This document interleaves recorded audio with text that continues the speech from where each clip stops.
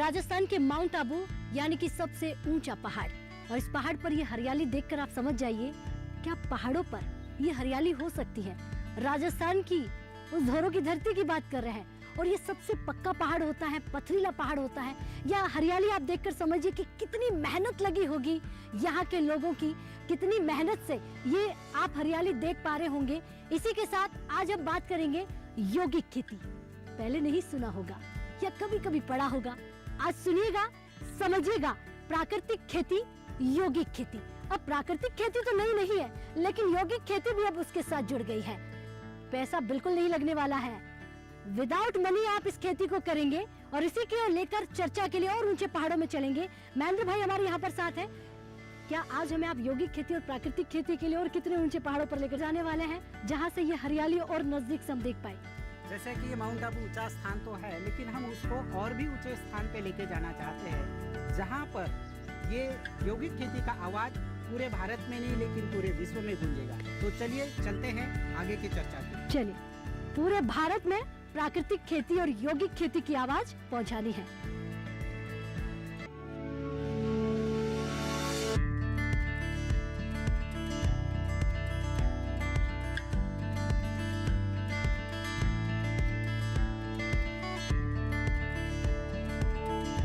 तो पहाड़ों पर पहुंच गए हैं, दीदी से मुलाकात कर ली है।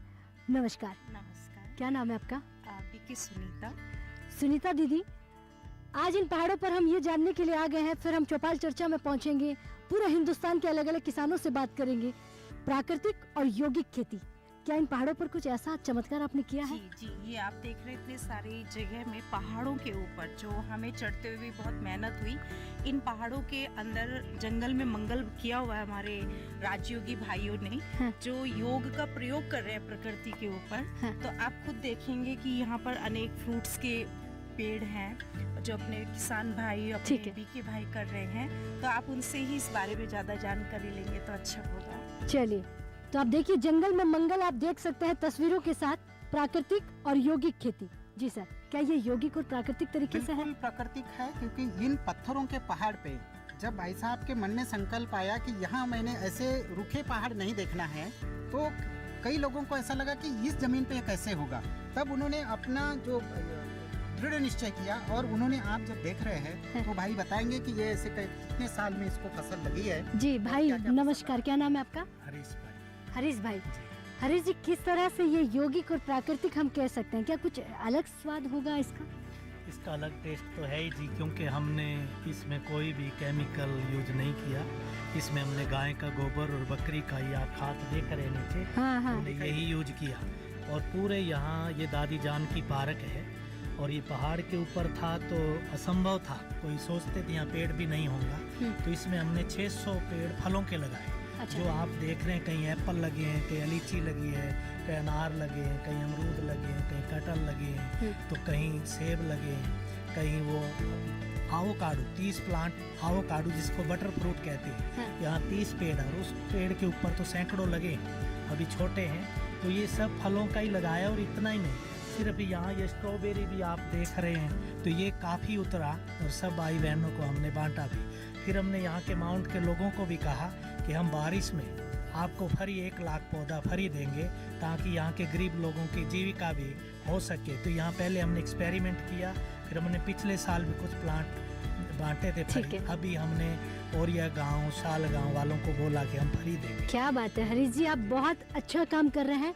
प्राकृतिक खेती और यौगिक खेती को बढ़ावा देने के सबसे बड़ा काम अगर कोई माउंट में कर रहा है तो हरीश जी कर रहे हैं। हरीश जी, चौपाल चर्चा में चले, जहाँ हमारे हिंदुस्तान के अलग अलग गाँव से, अलग अलग शहरों से किसान बैठे हैं, चले?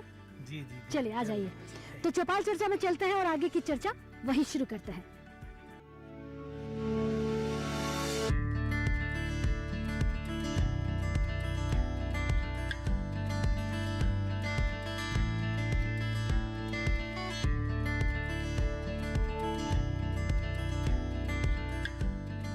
तो राजस्थान के माउंट आबू की महा चौपाल में हम पहुंच गए हैं। एक बार जोरदार से तालियां भाई अपने आप के लिए, बहुत स्वागत।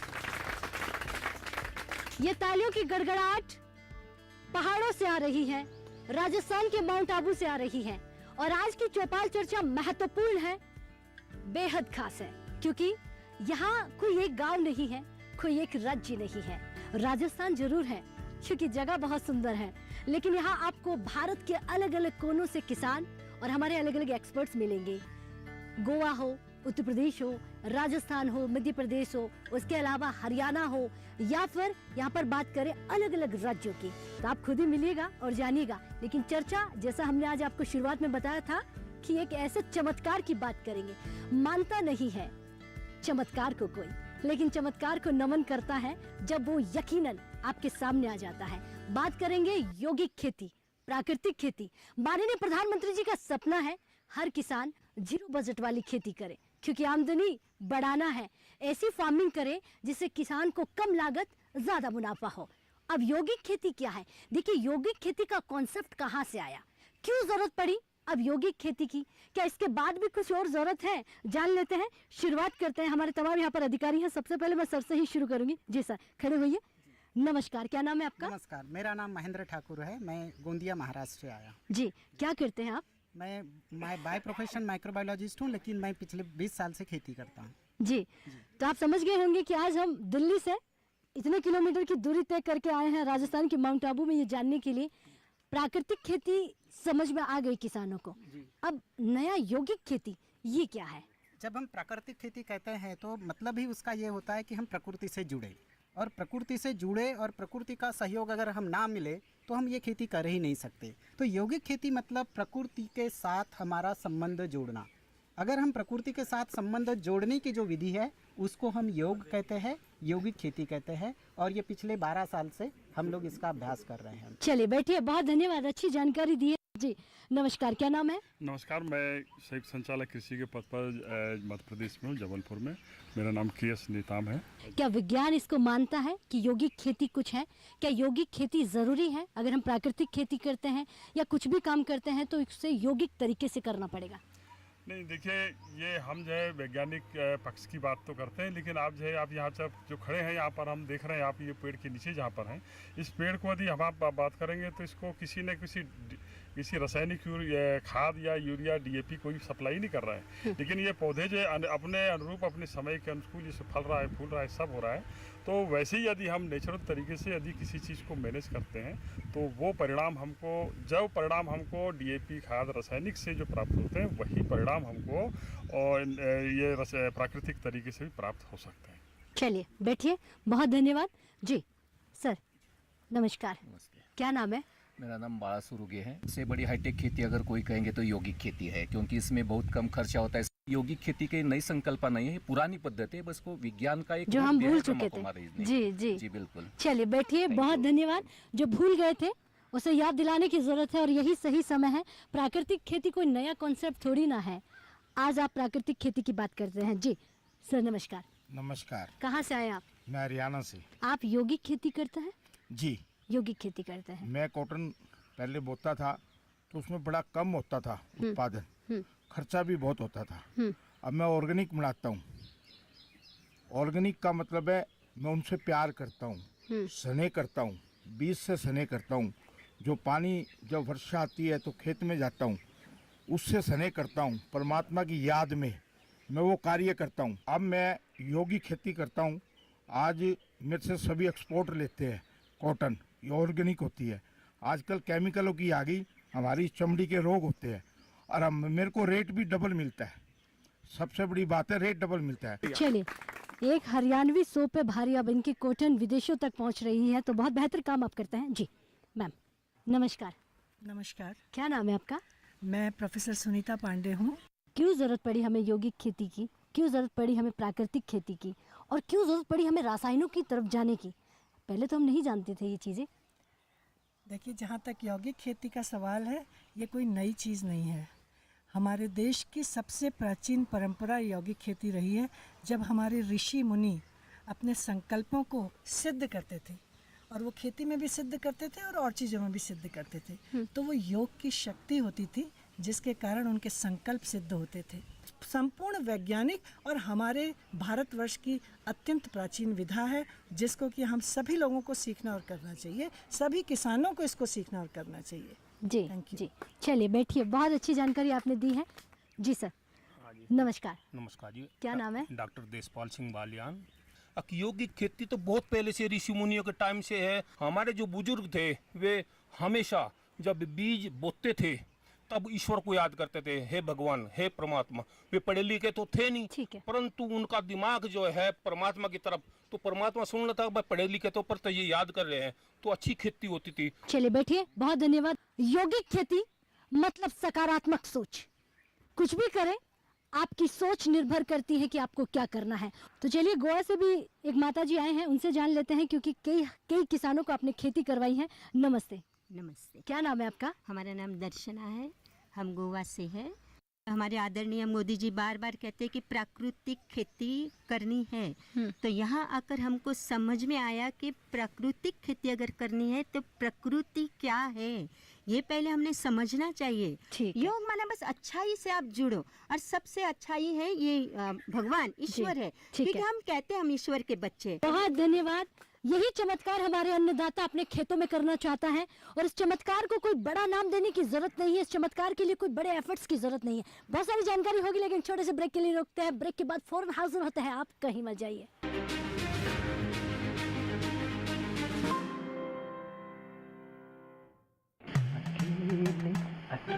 अरे वाह भैया, अकेले अकेले। अरे तू भी ले, पर खाएगा कैसे? मैं ऑर्गेनिक खेती की बात कर रहा रे बेटे। अकेले अकेले खेती कब तक करेगा? मतलब गांव में 20-25 किसानों का समूह बना के पंजीकरण करवा ले, फिर सरकारी ट्रेनिंग भी मिलेगी और मुफ्त जैविक बीज खाद भी। फिर पीजीएस ऑर्गेनिक की सरकारी मोहर के साथ तेरी उपज आकर्षक पैक में पहुंचेगी बड़े बाजार तक। अच्छा? हाँ। अरे भाई, कहाँ चल दिया? सबको साथ लाने, आमदनी बढ़ाने। तो किसान भाई समझ गए ना? साथ मिलकर ऑर्गेनिक खेती कीजिए, अपनी परंपरा को आगे बढ़ाइए, ज्यादा मुनाफा कमाइए। माटी से प्रेम की परंपरा है परंपरागत खेती।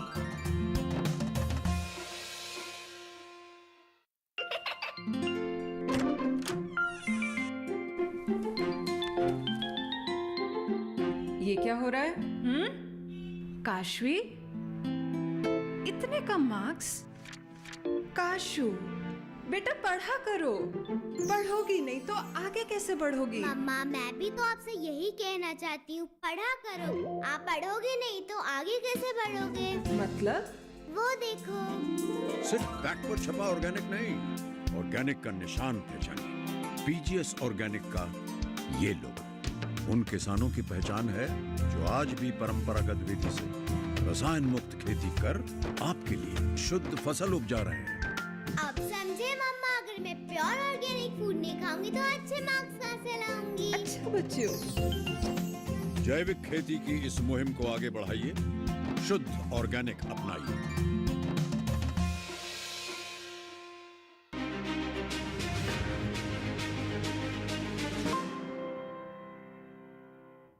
यौगिक खेती, प्राकृतिक खेती, एक बार फिर से स्वागत करते हैं, आगे बढ़ते हैं। बहुत स्वागत, और जानकारी लेते हैं कि किस तरह से यौगिक खेती होती है।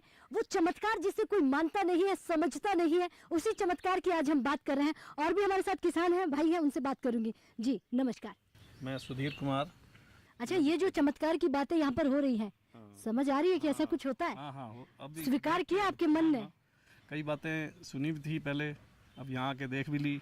यहाँ ऐसी चीज़ें हो रही हैं जो यहाँ का मौसम नहीं है, क्लाइमेट, वो चीज़ें भी यहाँ हो रही हैं। सेब लगे हुए हैं यहाँ, स्ट्रॉबेरी लगी हुई है, और कीवी और चीज़ें, फ्रूट यहीं लगे खड़े हैं सामने ही। जी जी, यानी कि राजस्थान की धरा पर, धोरों की धरती पर वो चमत्कार देख रहे हैं, उसकी हम कहीं ना कहीं हरियाणा में जाकर। जी बैठिए। यौगिक खेती और प्राकृतिक खेती की बात करते हुए आगे बढ़ते हैं। जी सर नमस्कार। હું જામનગર જિલ્લાનો સુમરી ધુતારપુર ગામનો કે પેઢડિયા કિશોર, હું ગાય આધારિત ખેતી કરતો હતો, એમાંથી પછી યૌગિક ખેતી, ત્યાં અમે રાજકોટનું કેન્દ્ર છે બ્રહ્માકુમારીનું, ત્યાં હું ગયો અને ત્યાંથી હું અહીંયા આવ્યો છું એ જોવા જ માટે આવ્યો છું કે યૌગિક ખેતી થાય કે કેમ. બધા એમ કહે છે કે યૌગિક ખેતી થાય છે, પણ મને સંશય હતો કે યૌગિક ખેતી કેવી રીતે થાય. તો અહીંયા આવીને મેં આ જોયું અને એનું નેચર જોયું તો મને એમ થયું કે ના, હકીકત છે, આ યૌગિક ખેતી પણ થાય અને પ્રાકૃતિક ખેતીમાં હું 35 જાતના પાક વાવું છું અને 35 જાતના પાક કેમિકલ વગરના જ હું જાતે કરું છું. એટલે એમાં હું યૌગિક ખેતી કરીશ એટલે મને એનો બેનિફિટ વધુ મળશે. जी ठीक है, बैठिए। बहुत धन्यवाद। यानी कि इन्होंने जाकर देखा और उस चमत्कार को समझा और कहा कि मैं यौगिक खेती को समझने लगा हूं और अब यौगिक खेती की कहीं ना कहीं जरूरत है। तो तमाम अधिकारियों से बात कर रहे हैं, तमाम किसानों से बात कर रहे हैं और अलग अलग राज्यों से आए हुए किसानों में अपनी अपनी बातें शेयर कर रहे हैं जो अपनी खेती में उन्होंने की है। जी, क्या नाम है आपका? मेरा नाम है साजन भाई ओडिद्रा। यौगिक खेती, प्राकृतिक खेती समझ पाए हैं? या किस तरह से करेंगे आप, किस तरह से करते हैं? यौगिक खेती बोलते हैं आप, वो पुरानी साल से जो आप फार्मर खेती करते थे वो ऑर्गेनिक खेती बोलते थे, हजारों साल से करते आए हैं। कुछ नया नहीं है, कुछ नया नहीं है। उसमें एक भावना जुड़ी है कि जो यौगिक खेती से जोड़ा है, जो जीजाबाई ने हलड़ा गया था ना, जो जीजाबाई पैदा की थी शिवाजी, इसलिए जो प्रभु से प्रार्थना करते हैं कि जब किसान बीज बोते तो उसका जी दंताल, उसको पायर बोलते, उसको वो चंदला करते, वो तब तो बैल से खेती करते थे, उसके टीका लगाते, वो एक वाइब्रेशन आता है, उसके अंदर सी भावना होती है। तो इसलिए मैं एक बागायत खेती करता हूँ। चलिए बैठिए, आपकी बात समझ में आई। सकारात्मक सोच के साथ खेती करें और दूसरा कहीं ना कहीं बदलाव अन्नदाता खुद अपने घर से करें। तमाम चीजें होंगी मार्केट में, तमाम दुनिया भर में चीजें आएगी, लेकिन आपको ये देखकर खेती करना है कि जो मैं खा रहा हूँ वही मेरे साथी, मेरा मार्केट, मेरा बाजार और मेरे विश्व भर में रहने वाले किसान खाए। जी नमस्कार, क्या नाम है आपका? मदन लाल सैनी, मैं सहारनपुर से हूँ। सहारनपुर से आए हैं आप, यानी कि उत्तर प्रदेश से आए हैं। प्राकृतिक खेती करते हैं? आज मैं लेमन ग्रास और सहजन की प्राकृतिक खेती करूँ, उसके साथ साथ आमदनी भी 4 गुना होगी मेरी। बहुत धन्यवाद जी। जी नमस्कार, क्या नाम है आपका? मेरा नाम राजयोगी बीके आशित भाई, बिहार से। बिहार में खेती कौन सी करते हैं? क्या आप भी यौगिक खेती, प्राकृतिक खेती करते हैं? शाश्वत यौगिक खेती करते किस हैं। तरह से? हम 2017 में यहीं ईश्वरीय विश्वविद्यालय तपोवन में हम ट्रेनिंग लिए हैं 3 घंटा का। हमारे भाई साहब प्रहलाद भाई साहब बगल में है, बाला भाई साहब सिखाए हैं, और तपोवन में ललन भाई हैं, इनके द्वारा अच्छे से गुण सीख करके हमने शाश्वत यौगिक खेती करना शुरू किया। पहले हम 3 वर्ष पहले सिंजेंटा का स्पेशलिस्ट डेमोन्स्ट्रेशन MDO हैं, उस काम छोड़ करके शाश्वत यौगिक खेती करना शुरू किए। आज हमारे पास 4 एकड़ ड्रैगन फ्रूट है, 1.5 एकड़ सेब है हरमन 19, HR अन्ना, और अभी ठीक है। इन सब में खाद कौन सी देते हैं आप? खाद हम खुद से बनाते हैं। कैसी, कौन सी खुद से बनाते हैं? क्या एक मटका खाद बनाते हैं। क्या उसमें गाय के गोबर की जरूरत है? खाद, ठीक है, गौमूत्र, दही, गुड़, और उसमें ये जैविक खल्ली जैसे अरंडी का, ठीक है, सरसों का डाल के 16 दिन में उसको मिला करके उसको डिकम्पोस्ट करके रख देते हैं। फिर जब पौधे में देते हैं तो उसके सामने DAP फेल है। चलिए बैठिए, बहुत धन्यवाद। यानी कि यूरिया है जो जहर है वो फेल है।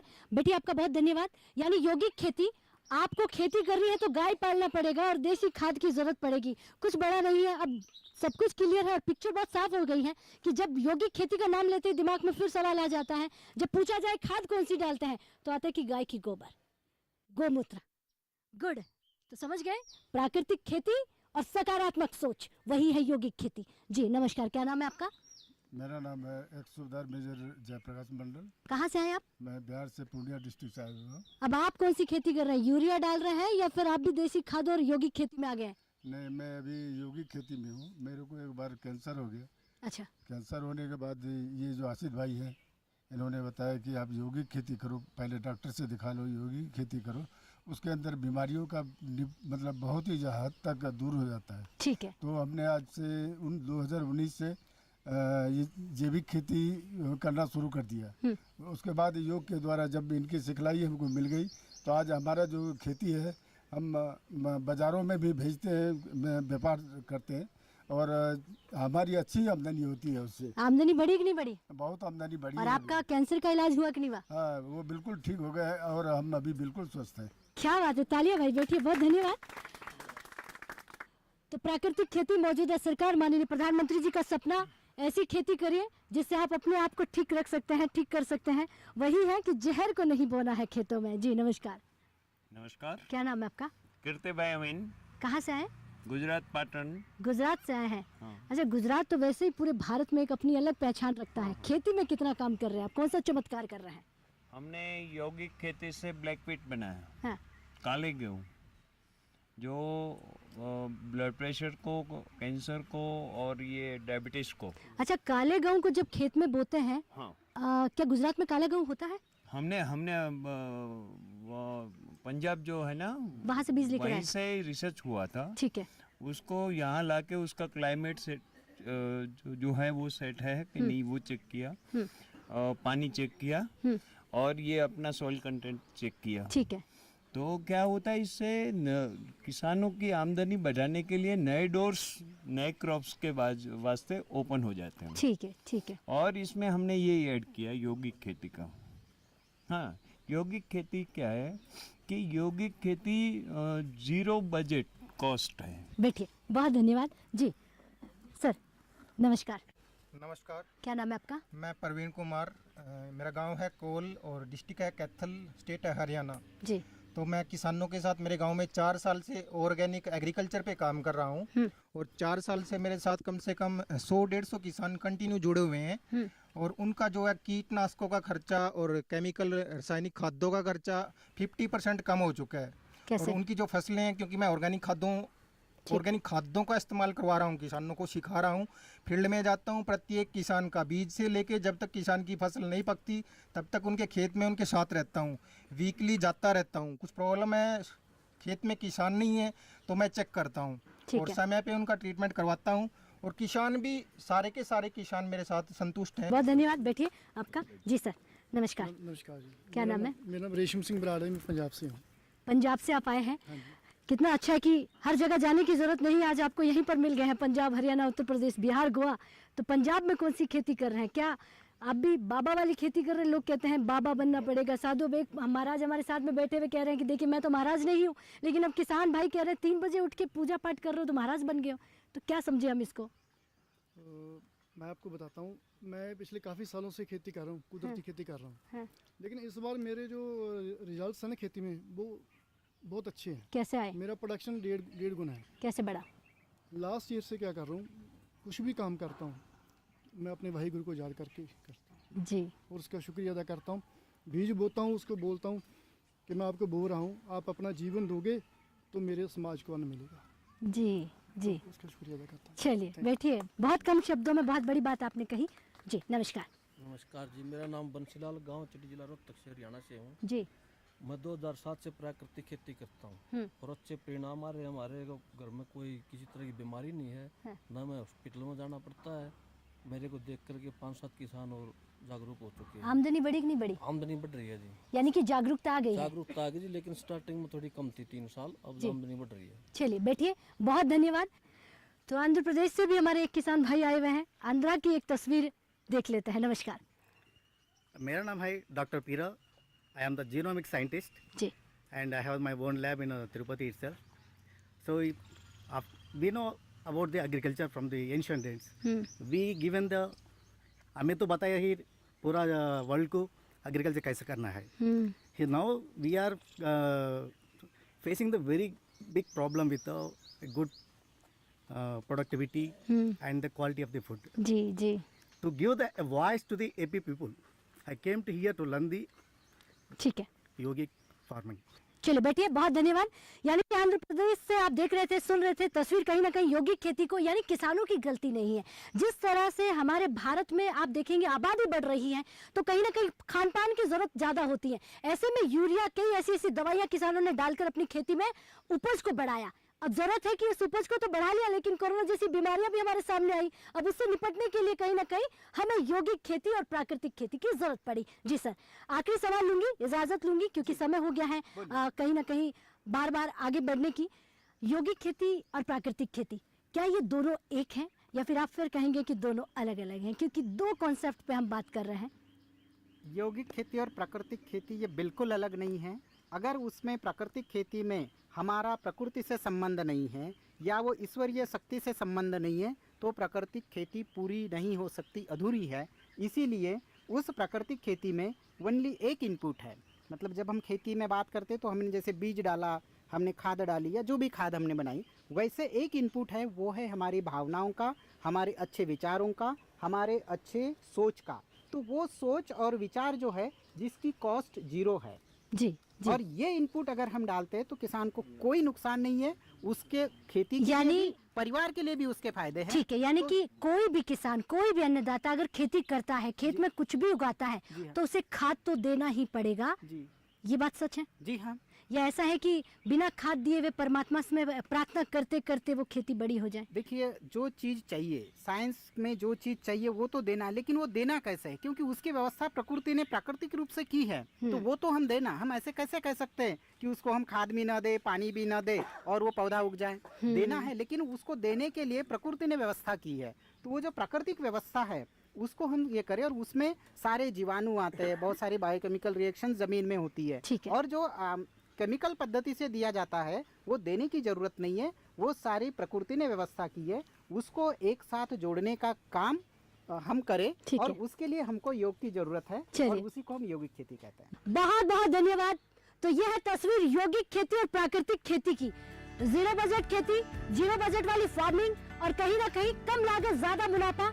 माननीय प्रधानमंत्री जी, आपने जैसा कहा कि हमारे किसानों को, मौजूदा सरकार जैसा कह रही है कि हमारे किसानों को प्राकृतिक खेती करना है, और अब एक ऐसा कॉन्सेप्ट की यौगिक खेती, उसमें लागत नहीं है, बस अपने विचारों से पौधे से बात करनी है, अपने खेतों में उगाए हुए अनाज से बात करनी है। जब गाय से दूध लेते हैं तो उससे भी कहते हैं कि लात मत मारना, प्यार से हाथ से सहलाते हुए कि अच्छे से दूध देने देना। तो वही तरीका है जिसे हमने यौगिक केक करने जाने कितना बड़ा कॉन्सेप्ट तैयार कर दिया, और दिमाग में कई सवाल आ जाते हैं। जैसे हमारा था, दिल्ली से आकर इसे यहाँ आकर इस तस्वीर को साफ किया कि ले जाने किसानों को क्या बताया जा रहा है, कौन सी यौगिक खेती सिखाई जा रही है। इसकी जरूरत है, पूरा भारत यौगिक खेती सीखेगा और प्राकृतिक तरीके से अपनी खेती को करेगा। तो चलिए इजाजत दीजिए, माउंट आबू राजस्थान में है, एक और गांव में पहुंचेंगे, तब तक के लिए नमस्कार।